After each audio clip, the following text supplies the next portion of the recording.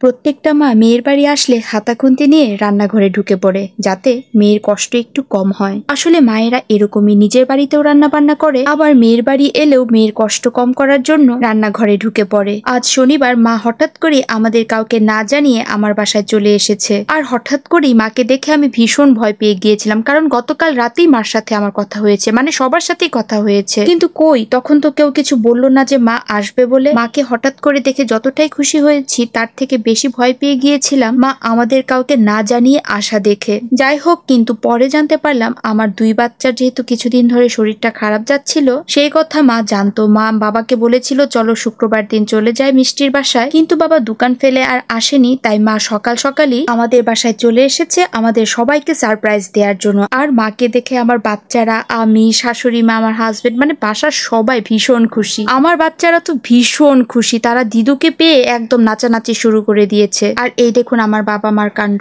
কাল রাতে বাবা যখন কথা বলছিল তখন বাবা বলেছিল ভালো কাতল মাছ কিনেছে বাসায় খাওয়ার জন্য, কিন্তু মা যে আমার বাসায় আসবে সেটা একদম বলেনি, খালি বলেছিল মাছগুলো ভীষণ ভালো হয়েছে, একদম বড় বড় কাতল মাছ কিনেছে। আর এই দেখুন সেখান থেকে বাবা মাছও পাঠিয়ে দিয়েছে। আর আমার বাচ্চাদের জন্য তো সবসময় গরুর দুধ বাসা থেকে আর আনা হয়। আবার কাল বিকাল বেলায় মা ছানা করে রেখেছিল, আমার হাজবেন্ড ছানার তরকারি ভীষণ পছন্দ করে, তাই দুধ কেটে ছানা করে নিয়ে এসেছিল।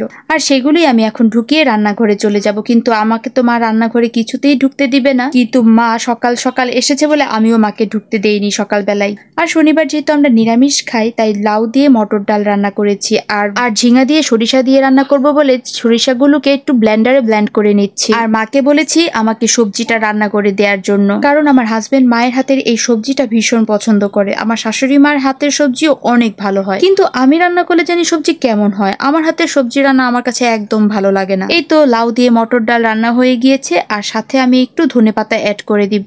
শীতের দিনে এই লাউ দিয়ে মটর ডালটা খেতে ভীষণ ভালো লাগে। এবার বলো তো আমার ভিডিওটা কারা কোন জায়গা থেকে দেখছো অবশ্যই আমাকে কমেন্ট বক্সে জানাবে। আর কার কার মা মেয়ের কষ্ট কমানোর জন্য মেয়ের রান্নাঘরে ঢুকে পড়ে সেটাও আমাকে অবশ্যই কমেন্ট বক্সে জানাবে। সকালবেলা মার সাথে চাটা খেয়ে রান্নাঘরে ঢুকে পড়েছি। মা সকাল থেকে শুধু চা আর বিস্কিট খেয়েছিল, তাই এখন বাজে 12টা।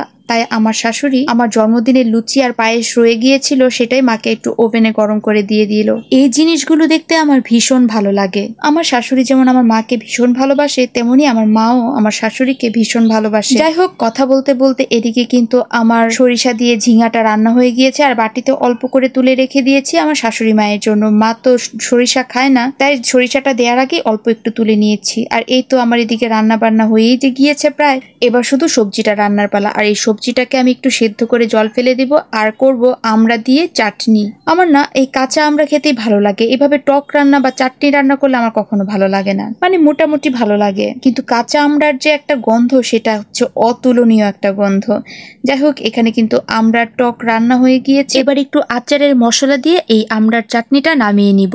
আর এখন মার দায়িত্ব হচ্ছে সবজি রান্না করে দেয়া। আমি রান্না করলে সেই টেস্ট কখনোই পাওয়া যায় না। আমার শাশুড়ি মা রান্না করলে বা আমার মা রান্না করলে সবজির টেস্টই জানি অন্যরকম হয়ে যায়। তাই আমি একটু দাঁড়িয়ে দাঁড়িয়ে দেখছিলাম যে কি কি ফোড়ন দেয় মা, কিন্তু দেখলাম আমি যা যা ফোড়ন দেই মা ঠিক সেইগুলোই ফোড়ন দেয়, কিন্তু আমি রান্না করলে কিন্তু সেই টেস্টটা আর পাওয়া যায় না। যাই হোক, মা রান্না করছিল আর মার সাথে দাঁড়িয়ে দাঁড়িয়ে এখানে আমি গল্প করছিলাম। ফোনে কথা হলে একরকম কথা হয়, আর সামনে থাকলে আবার অন্যরকম কথাবার্তা, আর দুজনের কথা মনে হয় শেষই হতে চায় না। যাই হোক, এখানে মা সবজিটা রান্না করতে থাকুক, আর আমার ভিডিওটাও আজকে এই পর্যন্তই। তো এখানে মা সবজি রান্না হয়ে গিয়েছে। আজকের ভিডিওটা আমার এই পর্যন্তই। আমার ভিডিওটা ভালো লেগে থাকলে অবশ্যই সবাই লাইক আর কমেন্ট করবেন, আর আমার বাবা মায়ের জন্য ঈশ্বরের কাছে অবশ্যই প্রার্থনা করবেন তারা যাতে সবসময় এমনই ভালো আর সুস্থ থাকে। তো আজকের মতো এখানেই টাটা।